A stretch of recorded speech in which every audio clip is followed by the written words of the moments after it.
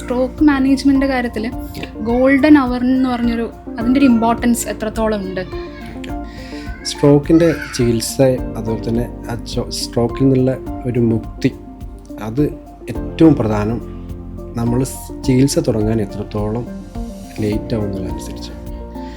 അപ്പം നമ്മൾ പറഞ്ഞു, ഈ സ്ട്രോക്ക് എന്ന് പറയുന്നത് തലച്ചോറിലേക്കുള്ള രക്തയോട്ടം നിലച്ചിട്ടാണ് ഉണ്ടാവുന്നത്.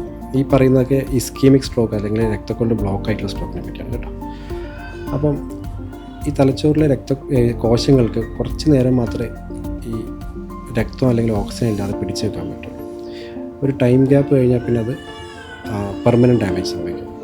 അപ്പം സ്ട്രോക്ക് വന്നു കഴിഞ്ഞാൽ ഇങ്ങനെ ഓരോ സെക്കൻഡുകളിലും മിനിറ്റുകളിലും പുതിയ പുതിയ കോശങ്ങൾ നശിച്ചുകൊണ്ടിരിക്കുകയാണ്. അപ്പോൾ എത്രയും പെട്ടെന്ന് ചികിത്സ സ്റ്റാർട്ട് ചെയ്ത് കഴിഞ്ഞാൽ ഫർദറായിട്ടുള്ള പ്രോഗ്രഷൻ അല്ലെങ്കിൽ കൂടുതൽ കോശങ്ങൾ നശിക്കുന്നത് നമുക്ക് തടയാൻ പറ്റും. അപ്പോൾ സ്ട്രോക്കിലെ ഏറ്റവും പ്രധാനപ്പെട്ട അല്ലെങ്കിൽ ഈ ഇസ്കീമിക് സ്ട്രോക്കിലെ ഏറ്റവും പ്രധാനപ്പെട്ട ചികിത്സ നമുക്ക് അവൈലബിൾ ആയിട്ടുള്ളത് 2 ചികിത്സകളാണ്. ഒന്ന് ത്രോംബോലൈറ്റിക് തെറാപ്പി എന്ന് പറയും, അതായത് രക്തം അലിയിക്കുന്ന ഇഞ്ചക്ഷൻ. കുറച്ചൊരു ചിലവേറിയ ഒരു ഇഞ്ചക്ഷനാണ്. ആ ഇഞ്ചക്ഷൻ നമുക്ക് 4.5 മണിക്കൂറിനുള്ളിൽ കൊടുക്കാൻ പറ്റും.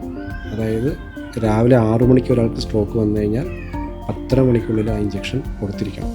അപ്പോൾ അതിന് മുന്നേ ഹോസ്പിറ്റലിൽ ആൾ എത്തണം, സ്കാൻ ചെയ്യണം, ഇസ്കീമിക് സ്ട്രോക്കാണെന്ന് കൺഫേം ചെയ്തിട്ട് ആ ഇഞ്ചക്ഷൻ കൊടുക്കണം. പുതിയ ഗൈഡ് ലൈൻ പ്രകാരം കുറച്ചും കൂടെ നമുക്ക് ഈവൻ 9 മണിക്കൂർ വരെയൊക്കെ കൊടുക്കാനുണ്ടെങ്കിലും നമുക്ക് ഈ ഒരു 4.5 മണിക്കൂറുള്ള ഹോസ്പിറ്റലിൽ എത്തിക്കുക എന്നുള്ളതാണ് ഏറ്റവും പ്രധാനം. അതുകൊണ്ട് തന്നെയാണ് ഇതിനൊരു ഗോൾഡൻ പീരീഡ് എന്ന് പറയുന്നത്.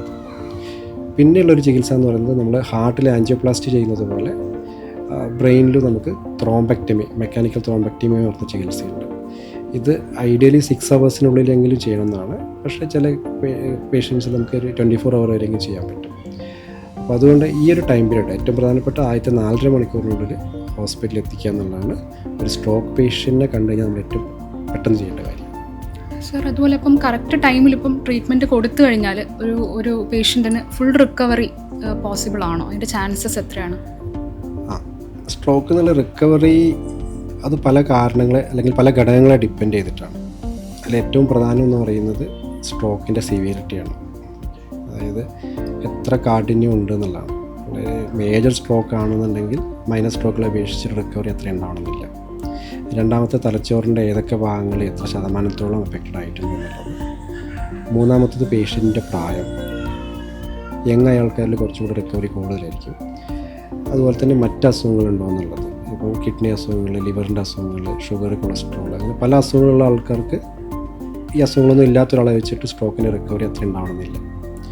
പക്ഷേ ഇതൊന്നും നമുക്ക് കൺട്രോൾ ചെയ്യാൻ പറ്റിയ കാര്യങ്ങളല്ല. ഇതൊക്കെ ഓൾറെഡി നടന്നിട്ടുള്ള കാര്യങ്ങളാണ്. നമുക്ക് കൺട്രോൾ ചെയ്യാൻ പറ്റിയ കാര്യങ്ങൾ ഞാൻ നേരത്തെ പറഞ്ഞ ചികിത്സ സമയമാണ്. അപ്പോൾ earlier the treatment better the recovery.